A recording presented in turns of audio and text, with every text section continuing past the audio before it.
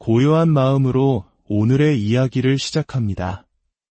우리가 나누는 이 지혜의 시간이 당신의 마음에 평온을 가져다 주기를 바랍니다.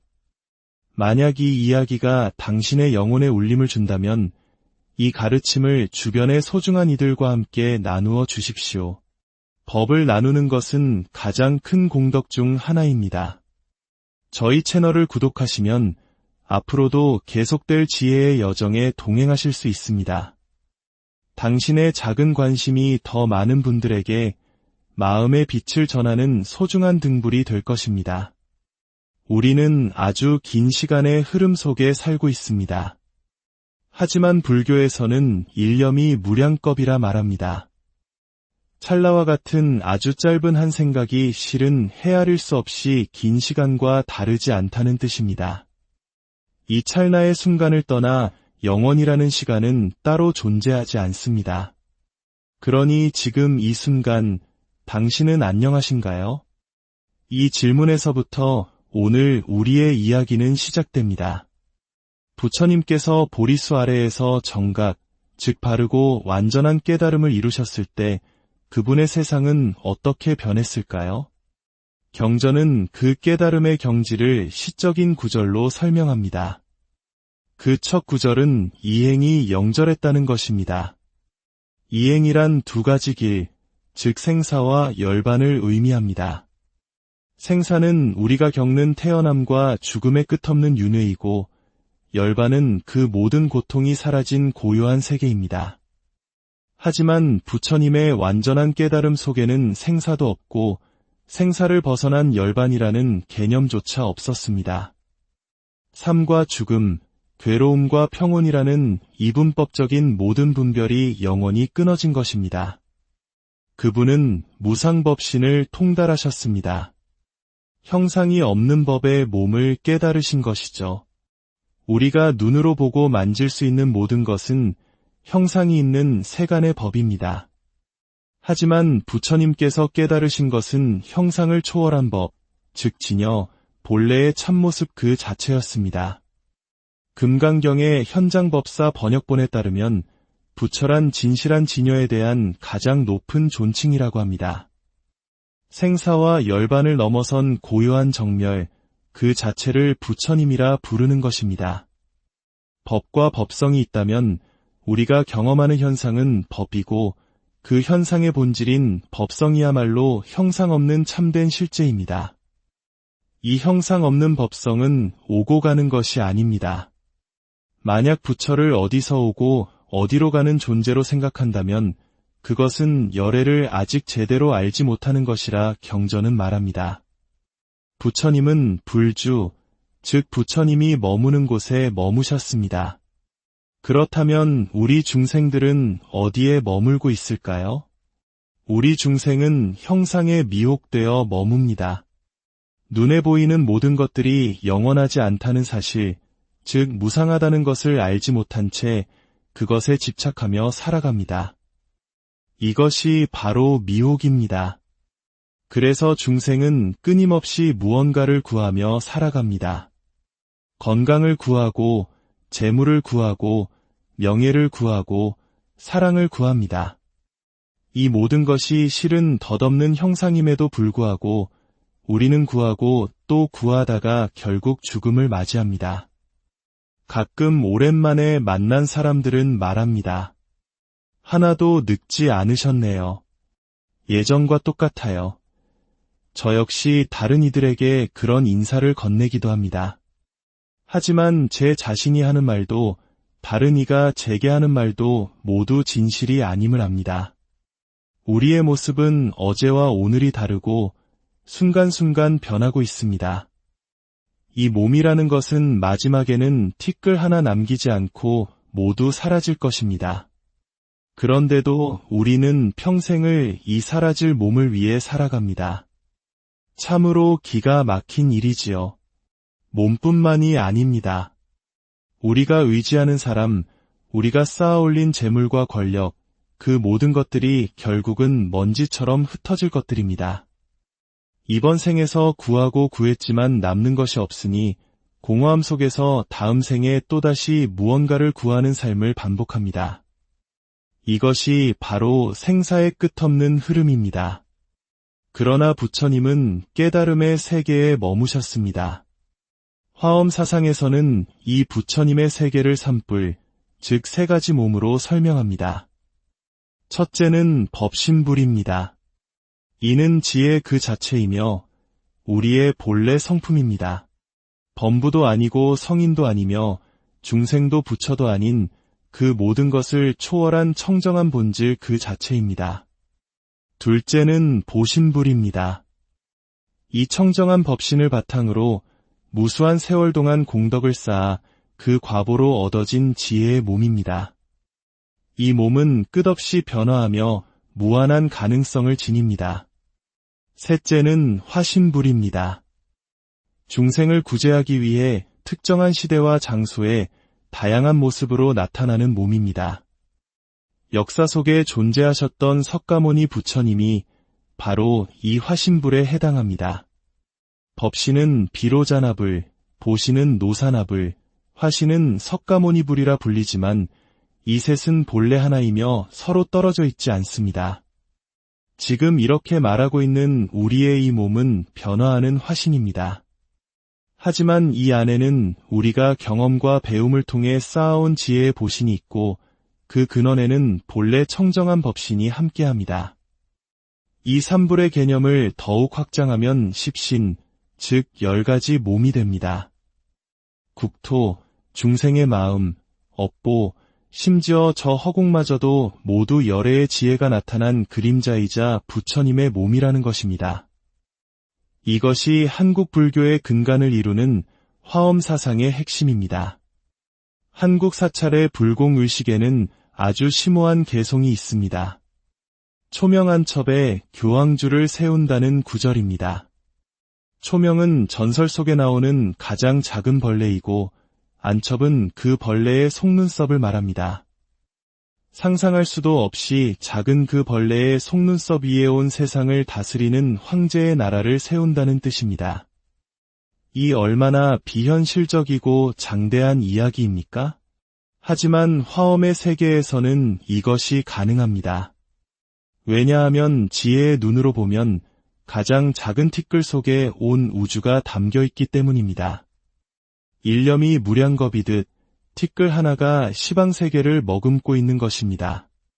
신라시대의 위대한 고승, 의상대사는 이 깊은 이치를 아주 재미있는 비유로 설명하셨습니다. 어떤 사람이 꿈을 꾸는데 꿈속에서 자신을 포함한 10대의 조상과 자손이 한자리에 모였습니다. 위로는 고조할아버지부터 아래로는 고손자까지 각자의 모습과 시대는 모두 다르지만 그들에게는 한 가지 절대적인 공통점이 있었습니다. 그것이 무엇일까요? 바로 그들 모두가 나라는 한 사람의 꿈속에 나타난 존재라는 사실입니다. 고조할아버지라고 해서 꿈이 더 크거나 고손자라고 해서 꿈이 더 작은 것이 아닙니다. 그 모든 존재는 단 하나의 꿈에서 비롯된 것입니다.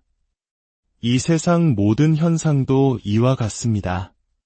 무한한 시간과 공간, 수많은 생명들이 모두 하나의 지혜, 하나의 마음에서 나타난 그림자와 같습니다. 저 허공도, 이 땅도, 나의 몸도 모두 그 지혜를 떠나서는 존재하지 않습니다. 모든 것에는 고정된 실체가 없기 때문입니다. 물에는 물이라는 고정된 실체가 없고 나무에는 나무라는 실체가 없으며 사람에게는 사람이라는 실체가 없습니다. 심지어 죽음에도 죽음이라는 실체가 없습니다. 이 도리를 깨닫는다면 우리는 생사의 속박에서 자유로워질 수 있습니다. 신라의 화엄은 이처럼 관념적인 이론에 머무르지 않았습니다. 의상대사의 제자였던 지통스님은 태백산 토굴에서 깊은 화엄 산매를 수행하고 있었습니다. 어느 날 스님 앞으로 멧돼지 한 마리가 지나가는 것을 보는 순간 그는 큰 깨달음을 얻었습니다. 아, 저 멧돼지는 바로 나의 전생의 모습이며 저 법당의 나무 불상은 바로 나의 내생의 모습이구나. 과거와 현재, 미래가 멧돼지와 자신과 불쌍이라는 모습으로 한순간에 관통된 것입니다.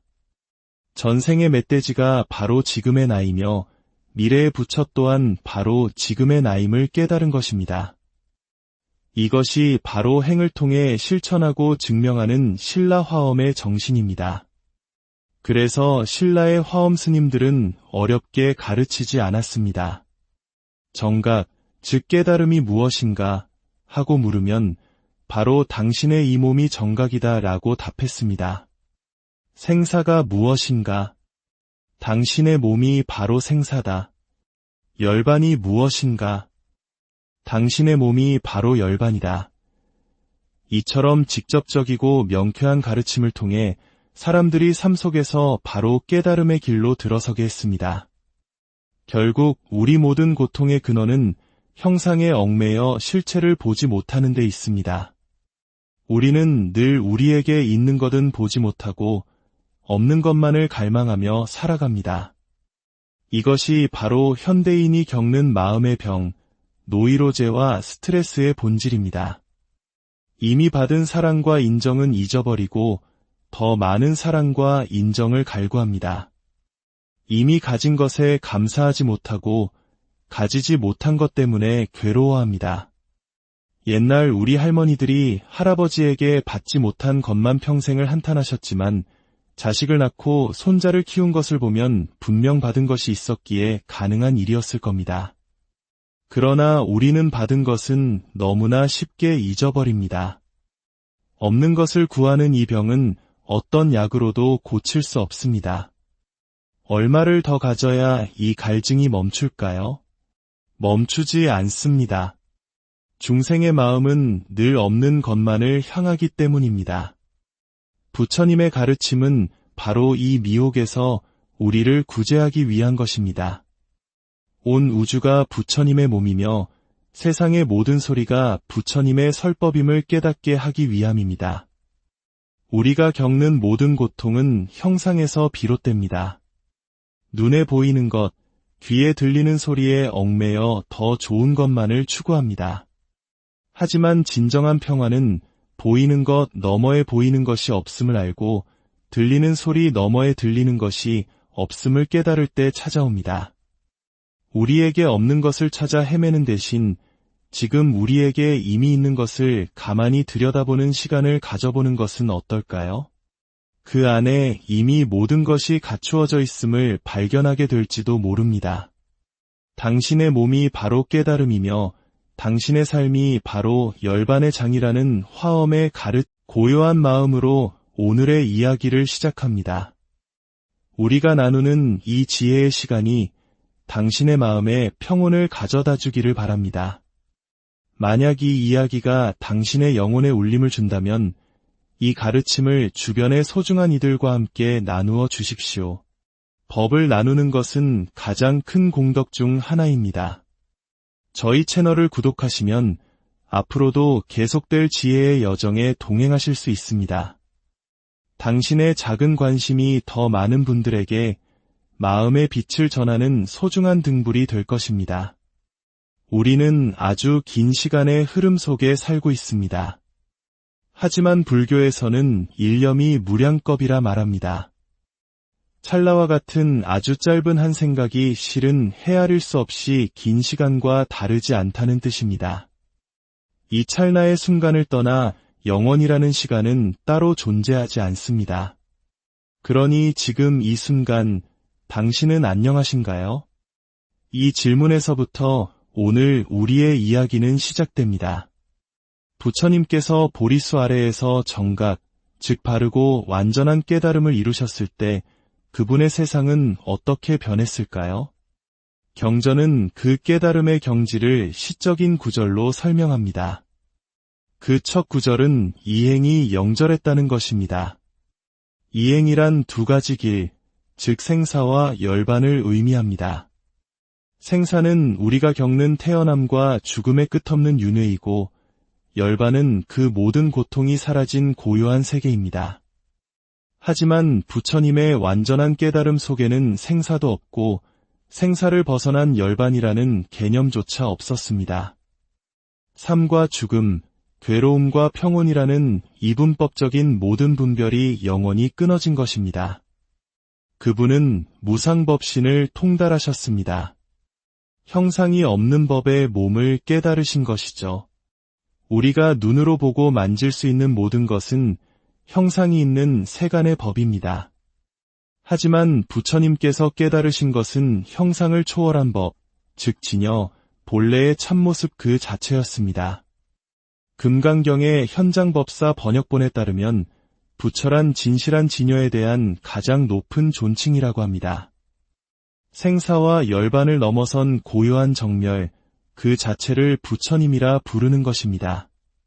법과 법성이 있다면 우리가 경험하는 현상은 법이고 그 현상의 본질인 법성이야말로 형상 없는 참된 실제입니다.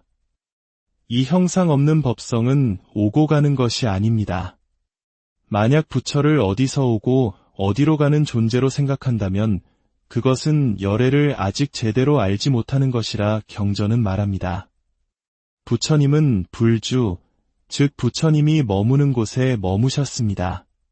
그렇다면 우리 중생들은 어디에 머물고 있을까요? 우리 중생은 형상에 미혹되어 머뭅니다. 눈에 보이는 모든 것들이 영원하지 않다는 사실, 즉 무상하다는 것을 알지 못한 채 그것에 집착하며 살아갑니다.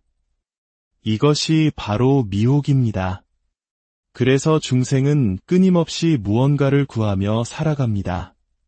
건강을 구하고, 재물을 구하고, 명예를 구하고, 사랑을 구합니다. 이 모든 것이 실은 덧없는 형상임에도 불구하고 우리는 구하고 또 구하다가 결국 죽음을 맞이합니다. 가끔 오랜만에 만난 사람들은 말합니다. 하나도 늙지 않으셨네요. 예전과 똑같아요. 저 역시 다른 이들에게 그런 인사를 건네기도 합니다. 하지만 제 자신이 하는 말도 다른 이가 제게 하는 말도 모두 진실이 아님을 압니다. 우리의 모습은 어제와 오늘이 다르고 순간순간 변하고 있습니다.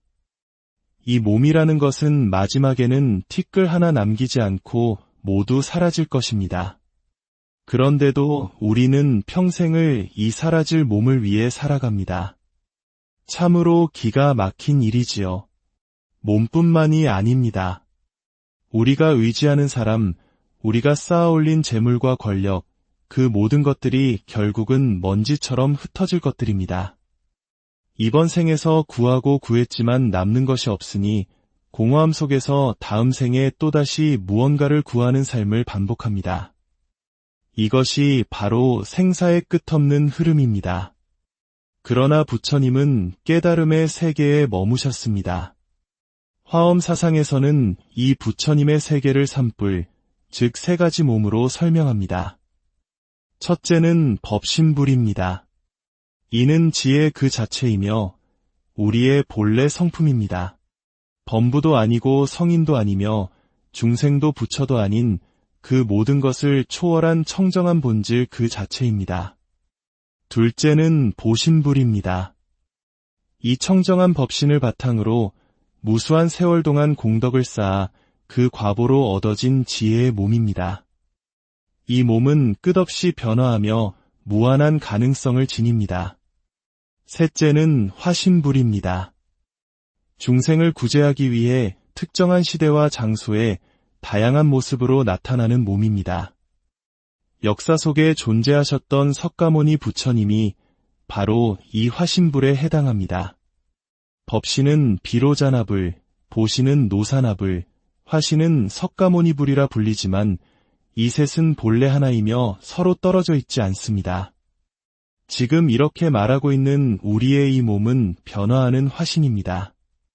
하지만 이 안에는 우리가 경험과 배움을 통해 쌓아온 지혜의 보신이 있고 그 근원에는 본래 청정한 법신이 함께합니다. 이 삼불의 개념을 더욱 확장하면 십신, 즉 10가지 몸이 됩니다. 국토, 중생의 마음, 업보, 심지어 저 허공마저도 모두 열애의 지혜가 나타난 그림자이자 부처님의 몸이라는 것입니다. 이것이 한국 불교의 근간을 이루는 화엄사상의 핵심입니다.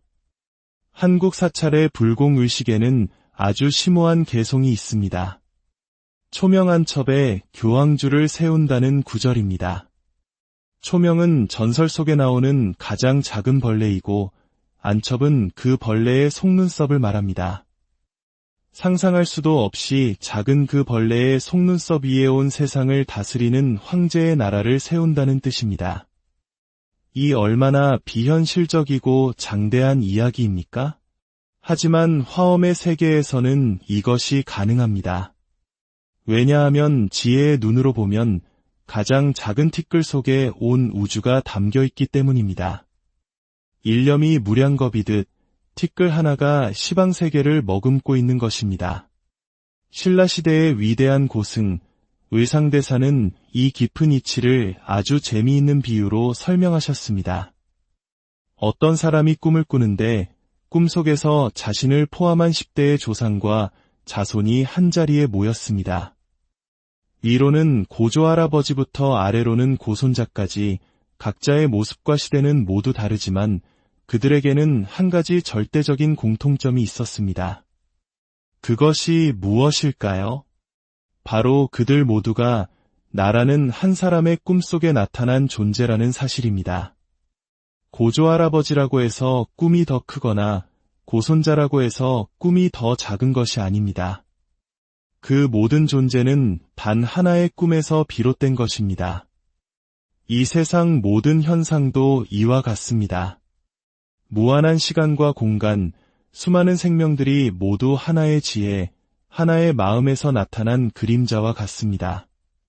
저 허공도, 이 땅도, 나의 몸도 모두 그 지혜를 떠나서는 존재하지 않습니다.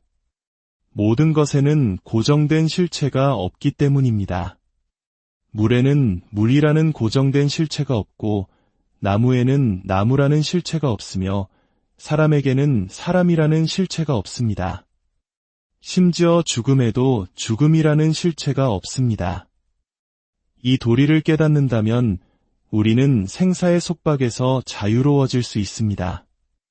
신라의 화엄은 이처럼 관념적인 이론에 머무르지 않았습니다.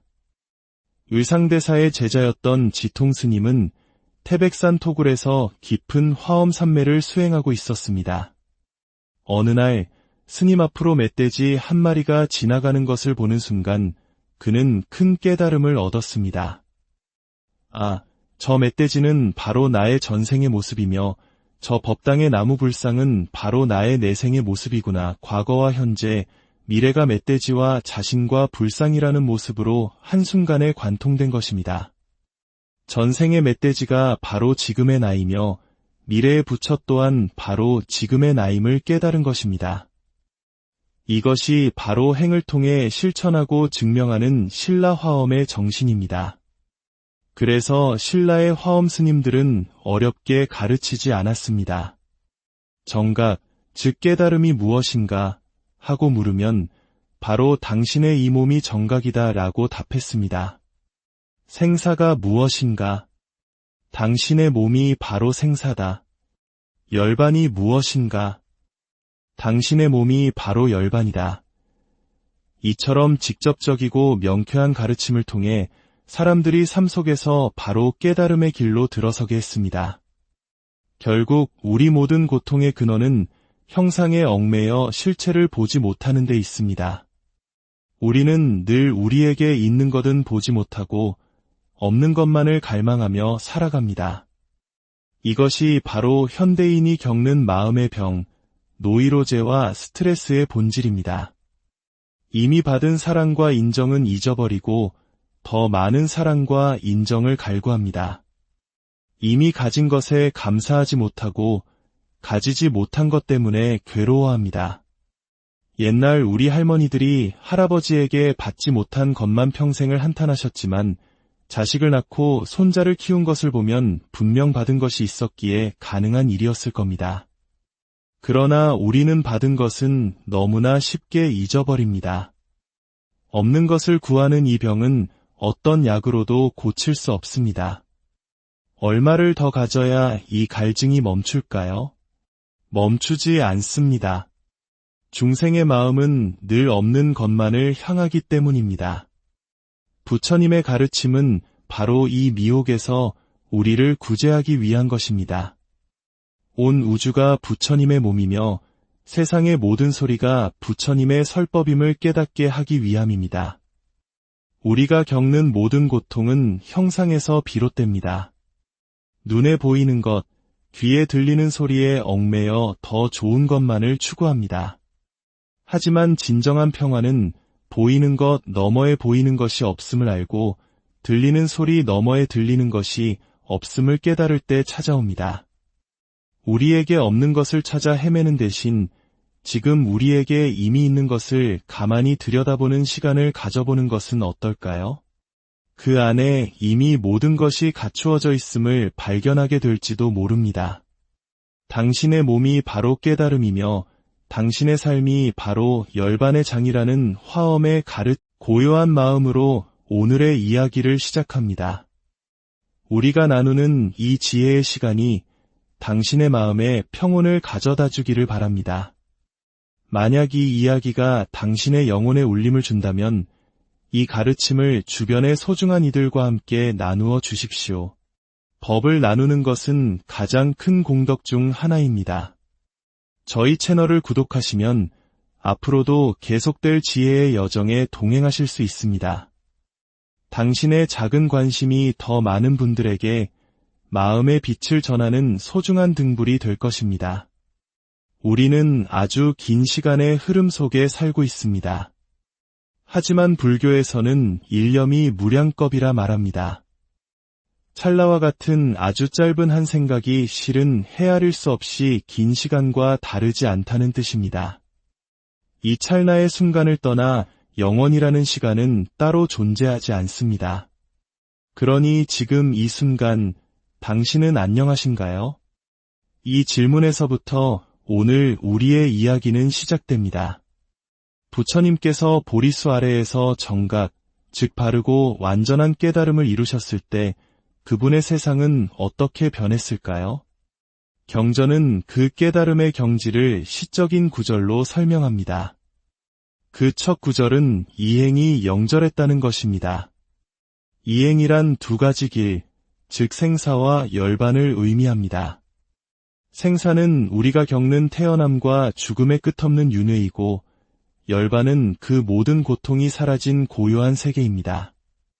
하지만 부처님의 완전한 깨달음 속에는 생사도 없고 생사를 벗어난 열반이라는 개념조차 없었습니다. 삶과 죽음, 괴로움과 평온이라는 이분법적인 모든 분별이 영원히 끊어진 것입니다. 그분은 무상법신을 통달하셨습니다. 형상이 없는 법의 몸을 깨달으신 것이죠. 우리가 눈으로 보고 만질 수 있는 모든 것은 형상이 있는 세간의 법입니다. 하지만 부처님께서 깨달으신 것은 형상을 초월한 법, 즉 진여, 본래의 참모습 그 자체였습니다. 금강경의 현장법사 번역본에 따르면 부처란 진실한 진여에 대한 가장 높은 존칭이라고 합니다. 생사와 열반을 넘어선 고요한 정멸, 그 자체를 부처님이라 부르는 것입니다. 법과 법성이 있다면 우리가 경험하는 현상은 법이고 그 현상의 본질인 법성이야말로 형상 없는 참된 실제입니다. 이 형상 없는 법성은 오고 가는 것이 아닙니다. 만약 부처를 어디서 오고 어디로 가는 존재로 생각한다면 그것은 열애를 아직 제대로 알지 못하는 것이라 경전은 말합니다. 부처님은 불주, 즉 부처님이 머무는 곳에 머무셨습니다. 그렇다면 우리 중생들은 어디에 머물고 있을까요? 우리 중생은 형상에 미혹되어 머뭅니다. 눈에 보이는 모든 것들이 영원하지 않다는 사실, 즉 무상하다는 것을 알지 못한 채 그것에 집착하며 살아갑니다. 이것이 바로 미혹입니다. 그래서 중생은 끊임없이 무언가를 구하며 살아갑니다. 건강을 구하고, 재물을 구하고, 명예를 구하고, 사랑을 구합니다. 이 모든 것이 실은 덧없는 형상임에도 불구하고 우리는 구하고 또 구하다가 결국 죽음을 맞이합니다. 가끔 오랜만에 만난 사람들은 말합니다. 하나도 늙지 않으셨네요. 예전과 똑같아요. 저 역시 다른 이들에게 그런 인사를 건네기도 합니다. 하지만 제 자신이 하는 말도 다른 이가 제게 하는 말도 모두 진실이 아님을 압니다. 우리의 모습은 어제와 오늘이 다르고 순간순간 변하고 있습니다. 이 몸이라는 것은 마지막에는 티끌 하나 남기지 않고 모두 사라질 것입니다. 그런데도 우리는 평생을 이 사라질 몸을 위해 살아갑니다. 참으로 기가 막힌 일이지요. 몸뿐만이 아닙니다. 우리가 의지하는 사람, 우리가 쌓아올린 재물과 권력, 그 모든 것들이 결국은 먼지처럼 흩어질 것들입니다. 이번 생에서 구하고 구했지만 남는 것이 없으니 공허함 속에서 다음 생에 또다시 무언가를 구하는 삶을 반복합니다. 이것이 바로 생사의 끝없는 흐름입니다. 그러나 부처님은 깨달음의 세계에 머무셨습니다. 화엄 사상에서는 이 부처님의 세계를 산불, 즉 세 가지 몸으로 설명합니다. 첫째는 법신불입니다. 이는 지혜 그 자체이며 우리의 본래 성품입니다. 범부도 아니고 성인도 아니며 중생도 부처도 아닌 그 모든 것을 초월한 청정한 본질 그 자체입니다. 둘째는 보신불입니다. 이 청정한 법신을 바탕으로 무수한 세월 동안 공덕을 쌓아 그 과보로 얻어진 지혜의 몸입니다. 이 몸은 끝없이 변화하며 무한한 가능성을 지닙니다. 셋째는 화신불입니다. 중생을 구제하기 위해 특정한 시대와 장소에 다양한 모습으로 나타나는 몸입니다. 역사 속에 존재하셨던 석가모니 부처님이 바로 이 화신불에 해당합니다. 법신은 비로자나불, 보신은 노사나불, 화신은 석가모니불이라 불리지만 이 셋은 본래 하나이며 서로 떨어져 있지 않습니다. 지금 이렇게 말하고 있는 우리의 이 몸은 변화하는 화신입니다. 하지만 이 안에는 우리가 경험과 배움을 통해 쌓아온 지혜의 보신이 있고 그 근원에는 본래 청정한 법신이 함께합니다. 이 삼불의 개념을 더욱 확장하면 십신, 즉 10가지 몸이 됩니다. 국토, 중생의 마음, 업보, 심지어 저 허공마저도 모두 열애의 지혜가 나타난 그림자이자 부처님의 몸이라는 것입니다. 이것이 한국 불교의 근간을 이루는 화엄 사상의 핵심입니다. 한국 사찰의 불공의식에는 아주 심오한 개성이 있습니다. 초명안첩에 교황주를 세운다는 구절입니다. 초명은 전설 속에 나오는 가장 작은 벌레이고 안첩은 그 벌레의 속눈썹을 말합니다. 상상할 수도 없이 작은 그 벌레의 속눈썹 위에 온 세상을 다스리는 황제의 나라를 세운다는 뜻입니다. 이 얼마나 비현실적이고 장대한 이야기입니까? 하지만 화엄의 세계에서는 이것이 가능합니다. 왜냐하면 지혜의 눈으로 보면 가장 작은 티끌 속에 온 우주가 담겨 있기 때문입니다. 일념이 무량겁이듯 티끌 하나가 시방세계를 머금고 있는 것입니다. 신라시대의 위대한 고승, 의상대사는 이 깊은 이치를 아주 재미있는 비유로 설명하셨습니다. 어떤 사람이 꿈을 꾸는데 꿈속에서 자신을 포함한 10대의 조상과 자손이 한자리에 모였습니다. 위로는 고조할아버지부터 아래로는 고손자까지 각자의 모습과 시대는 모두 다르지만 그들에게는 한 가지 절대적인 공통점이 있었습니다. 그것이 무엇일까요? 바로 그들 모두가 나라는 한 사람의 꿈속에 나타난 존재라는 사실입니다. 고조할아버지라고 해서 꿈이 더 크거나 고손자라고 해서 꿈이 더 작은 것이 아닙니다. 그 모든 존재는 단 하나의 꿈에서 비롯된 것입니다. 이 세상 모든 현상도 이와 같습니다. 무한한 시간과 공간, 수많은 생명들이 모두 하나의 지혜, 하나의 마음에서 나타난 그림자와 같습니다. 저 허공도, 이 땅도, 나의 몸도 모두 그 지혜를 떠나서는 존재하지 않습니다. 모든 것에는 고정된 실체가 없기 때문입니다. 물에는 물이라는 고정된 실체가 없고 나무에는 나무라는 실체가 없으며 사람에게는 사람이라는 실체가 없습니다. 심지어 죽음에도 죽음이라는 실체가 없습니다. 이 도리를 깨닫는다면 우리는 생사의 속박에서 자유로워질 수 있습니다. 신라의 화엄은 이처럼 관념적인 이론에 머무르지 않았습니다. 의상대사의 제자였던 지통스님은 태백산 토굴에서 깊은 화엄 산매를 수행하고 있었습니다. 어느 날 스님 앞으로 멧돼지 한 마리가 지나가는 것을 보는 순간 그는 큰 깨달음을 얻었습니다.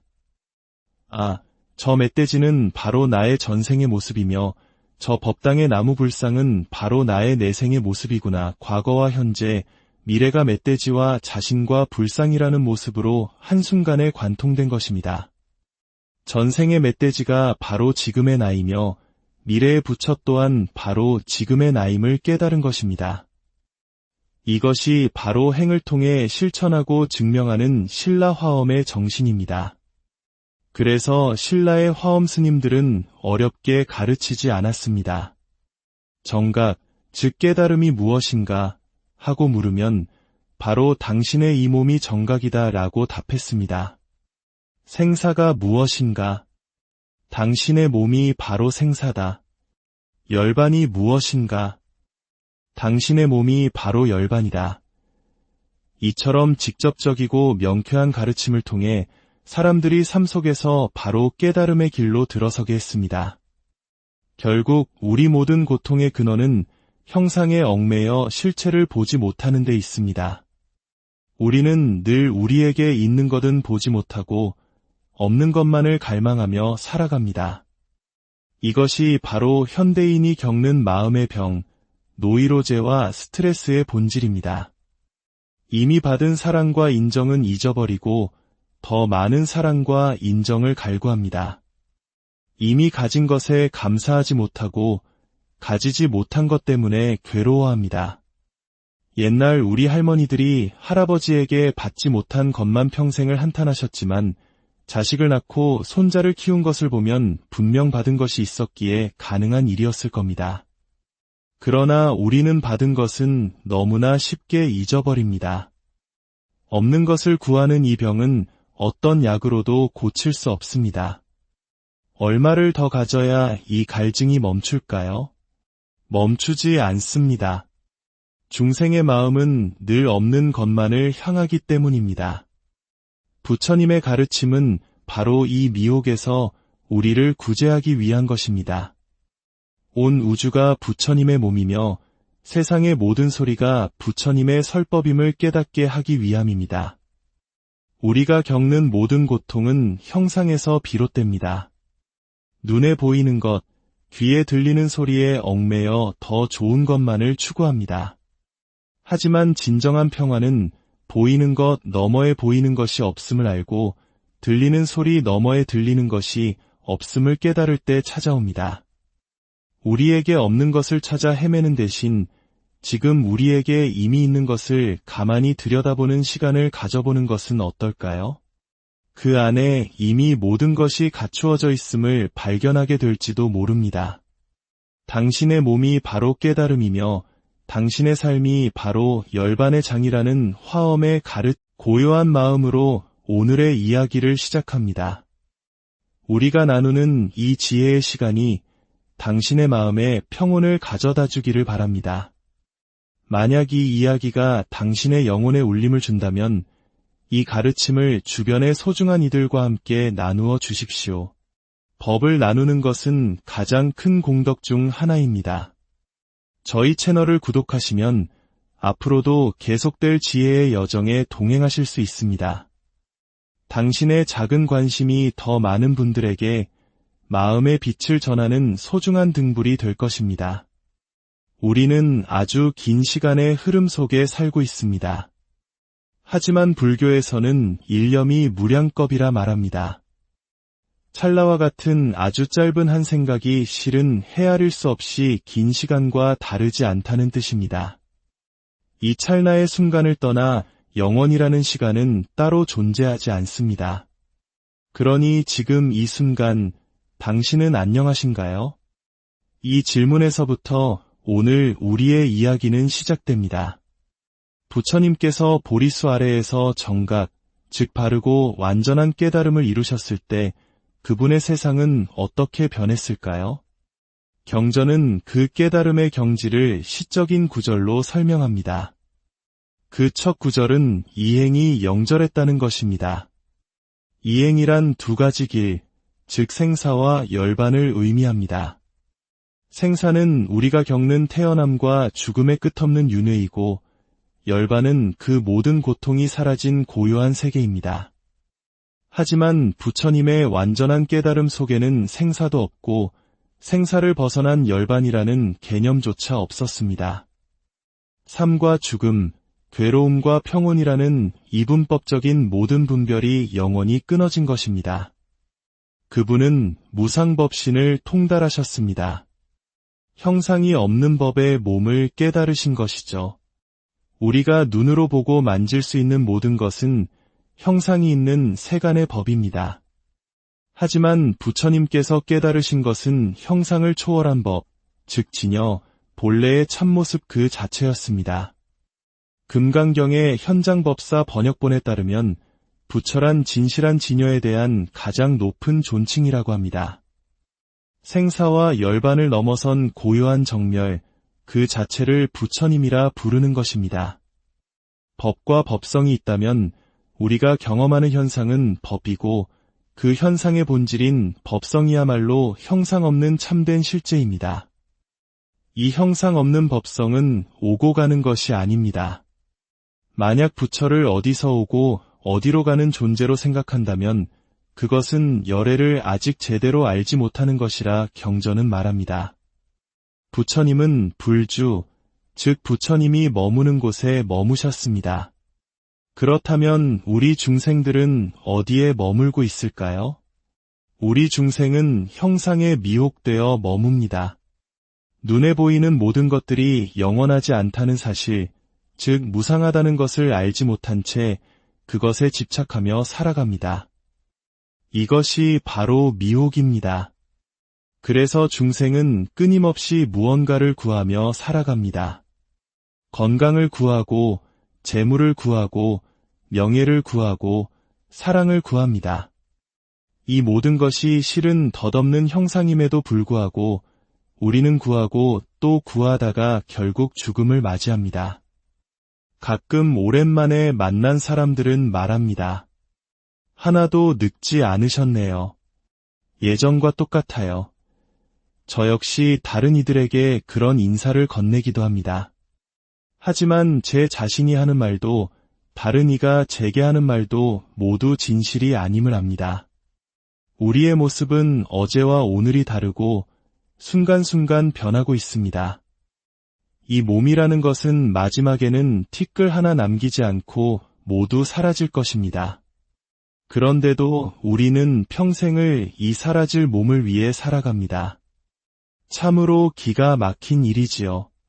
몸뿐만이 아닙니다. 우리가 의지하는 사람, 우리가 쌓아올린 재물과 권력, 그 모든 것들이 결국은 먼지처럼 흩어질 것들입니다.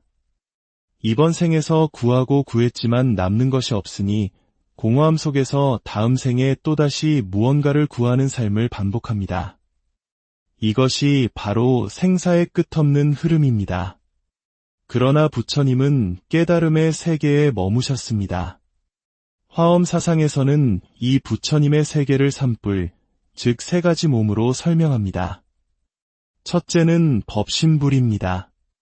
이는 지혜 그 자체이며 우리의 본래 성품입니다. 범부도 아니고 성인도 아니며 중생도 부처도 아닌 그 모든 것을 초월한 청정한 본질 그 자체입니다. 둘째는 보신불입니다. 이 청정한 법신을 바탕으로 무수한 세월 동안 공덕을 쌓아 그 과보로 얻어진 지혜의 몸입니다. 이 몸은 끝없이 변화하며 무한한 가능성을 지닙니다. 셋째는 화신불입니다. 중생을 구제하기 위해 특정한 시대와 장소에 다양한 모습으로 나타나는 몸입니다. 역사 속에 존재하셨던 석가모니 부처님이 바로 이 화신불에 해당합니다. 법신은 비로자나불, 보신은 노사나불, 화신은 석가모니불이라 불리지만 이 셋은 본래 하나이며 서로 떨어져 있지 않습니다. 지금 이렇게 말하고 있는 우리의 이 몸은 변화하는 화신입니다. 하지만 이 안에는 우리가 경험과 배움을 통해 쌓아온 지혜의 보신이 있고 그 근원에는 본래 청정한 법신이 함께합니다. 이 삼불의 개념을 더욱 확장하면 십신, 즉 10가지 몸이 됩니다. 국토, 중생의 마음, 업보, 심지어 저 허공마저도 모두 열애의 지혜가 나타난 그림자이자 부처님의 몸이라는 것입니다. 이것이 한국 불교의 근간을 이루는 화엄 사상의 핵심입니다. 한국 사찰의 불공의식에는 아주 심오한 개성이 있습니다. 초명한 첩에 교황주를 세운다는 구절입니다. 초명은 전설 속에 나오는 가장 작은 벌레이고 안첩은 그 벌레의 속눈썹을 말합니다. 상상할 수도 없이 작은 그 벌레의 속눈썹 위에 온 세상을 다스리는 황제의 나라를 세운다는 뜻입니다. 이 얼마나 비현실적이고 장대한 이야기입니까? 하지만 화엄의 세계에서는 이것이 가능합니다.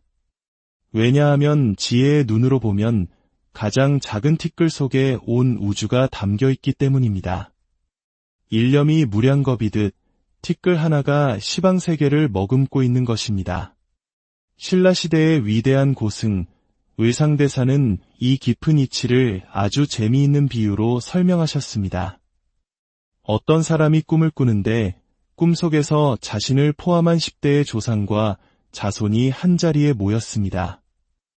위로는 고조할아버지부터 아래로는 고손자까지 각자의 모습과 시대는 모두 다르지만 그들에게는 한 가지 절대적인 공통점이 있었습니다. 그것이 무엇일까요? 바로 그들 모두가 나라는 한 사람의 꿈속에 나타난 존재라는 사실입니다. 고조할아버지라고 해서 꿈이 더 크거나 고손자라고 해서 꿈이 더 작은 것이 아닙니다. 그 모든 존재는 단 하나의 꿈에서 비롯된 것입니다. 이 세상 모든 현상도 이와 같습니다.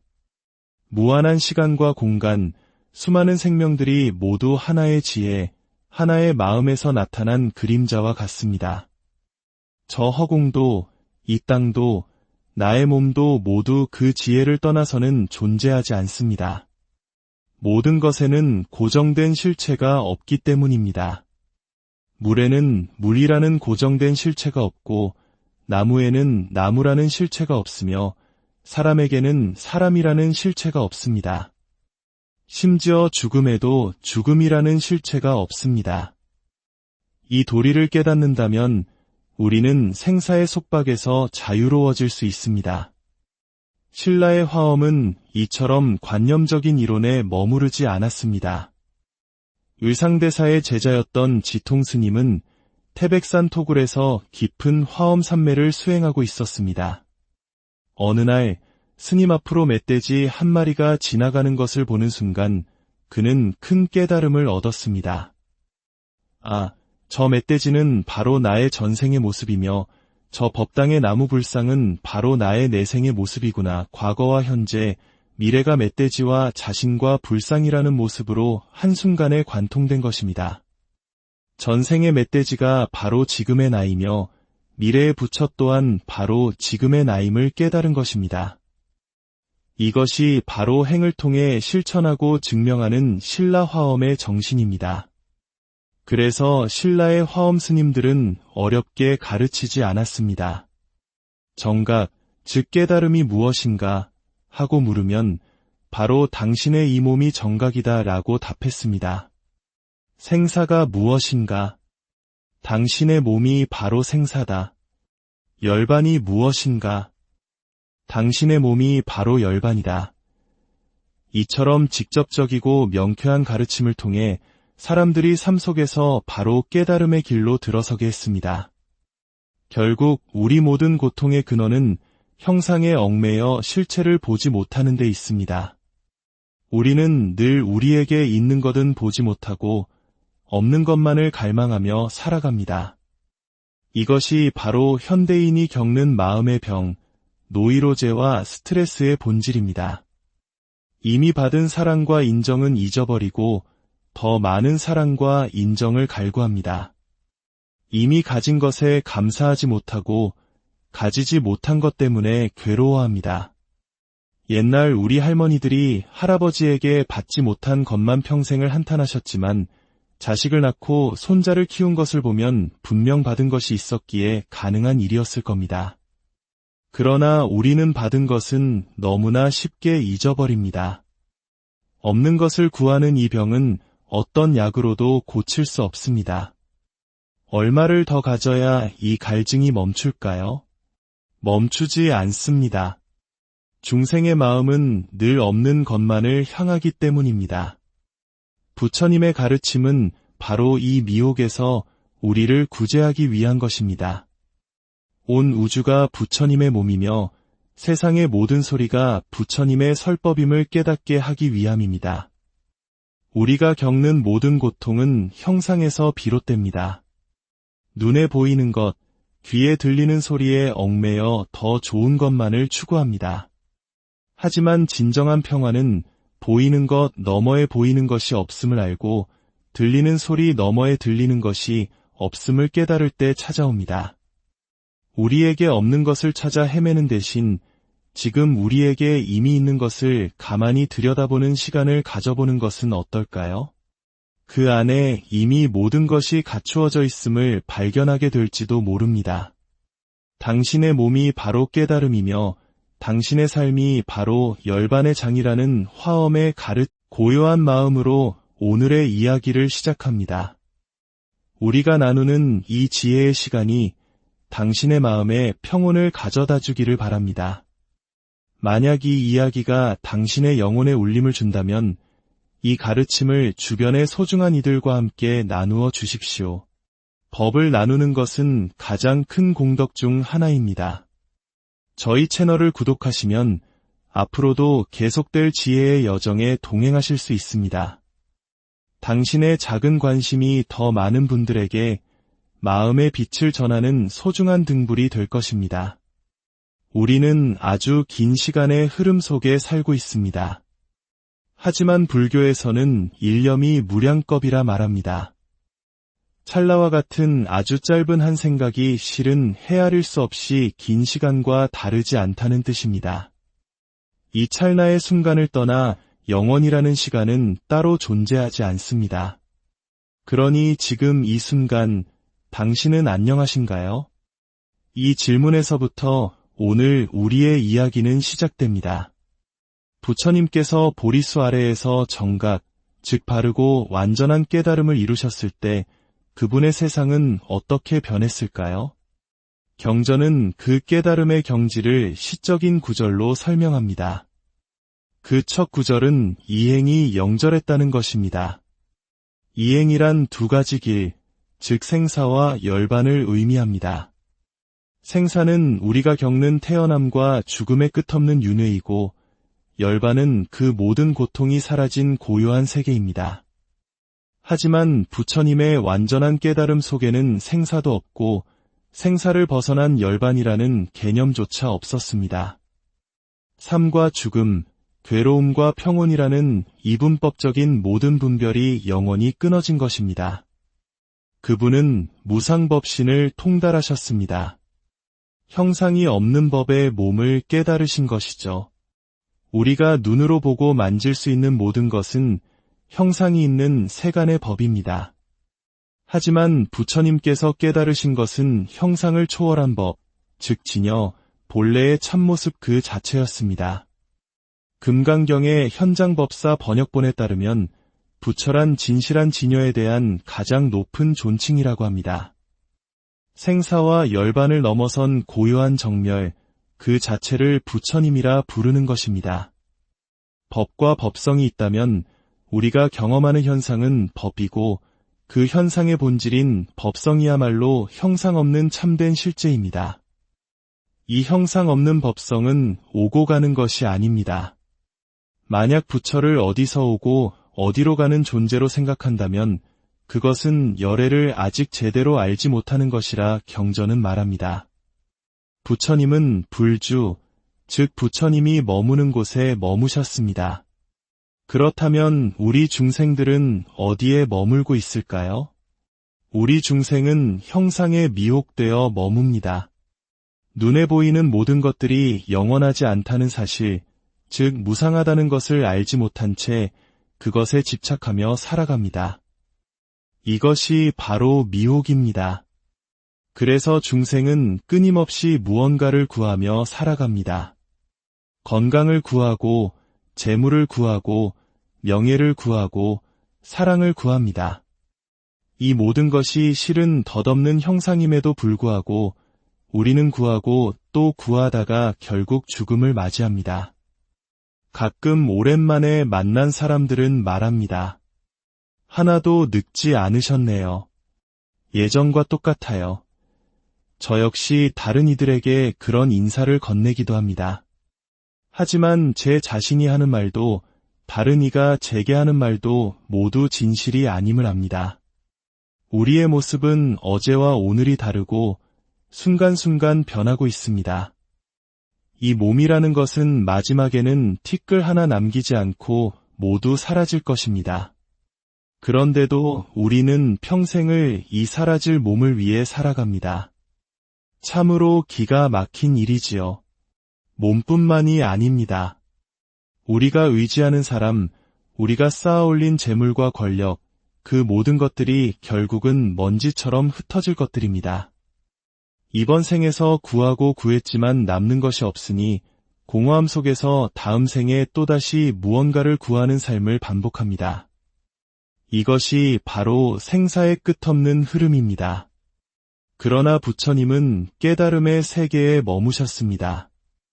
화엄사상에서는 이 부처님의 세계를 산불, 즉 세 가지 몸으로 설명합니다. 첫째는 법신불입니다. 이는 지혜 그 자체이며 우리의 본래 성품입니다. 범부도 아니고 성인도 아니며 중생도 부처도 아닌 그 모든 것을 초월한 청정한 본질 그 자체입니다. 둘째는 보신불입니다. 이 청정한 법신을 바탕으로 무수한 세월 동안 공덕을 쌓아 그 과보로 얻어진 지혜의 몸입니다. 이 몸은 끝없이 변화하며 무한한 가능성을 지닙니다. 셋째는 화신불입니다. 중생을 구제하기 위해 특정한 시대와 장소에 다양한 모습으로 나타나는 몸입니다. 역사 속에 존재하셨던 석가모니 부처님이 바로 이 화신불에 해당합니다. 법신은 비로자나불, 보신은 노사나불, 화신은 석가모니불이라 불리지만 이 셋은 본래 하나이며 서로 떨어져 있지 않습니다. 지금 이렇게 말하고 있는 우리의 이 몸은 변화하는 화신입니다. 하지만 이 안에는 우리가 경험과 배움을 통해 쌓아온 지혜의 보신이 있고 그 근원에는 본래 청정한 법신이 함께합니다. 이 삼불의 개념을 더욱 확장하면 십신, 즉 10가지 몸이 됩니다. 국토, 중생의 마음, 업보, 심지어 저 허공마저도 모두 열애의 지혜가 나타난 그림자이자 부처님의 몸이라는 것입니다. 이것이 한국 불교의 근간을 이루는 화엄사상의 핵심입니다. 한국 사찰의 불공의식에는 아주 심오한 개성이 있습니다. 초명안첩에 교황주를 세운다는 구절입니다. 초명은 전설 속에 나오는 가장 작은 벌레이고 안첩은 그 벌레의 속눈썹을 말합니다. 상상할 수도 없이 작은 그 벌레의 속눈썹 위에 온 세상을 다스리는 황제의 나라를 세운다는 뜻입니다. 이 얼마나 비현실적이고 장대한 이야기입니까? 하지만 화엄의 세계에서는 이것이 가능합니다. 왜냐하면 지혜의 눈으로 보면 가장 작은 티끌 속에 온 우주가 담겨 있기 때문입니다. 일념이 무량겁이듯 티끌 하나가 시방세계를 머금고 있는 것입니다. 신라시대의 위대한 고승, 의상대사는 이 깊은 이치를 아주 재미있는 비유로 설명하셨습니다. 어떤 사람이 꿈을 꾸는데 꿈속에서 자신을 포함한 10대의 조상과 자손이 한자리에 모였습니다. 위로는 고조할아버지부터 아래로는 고손자까지 각자의 모습과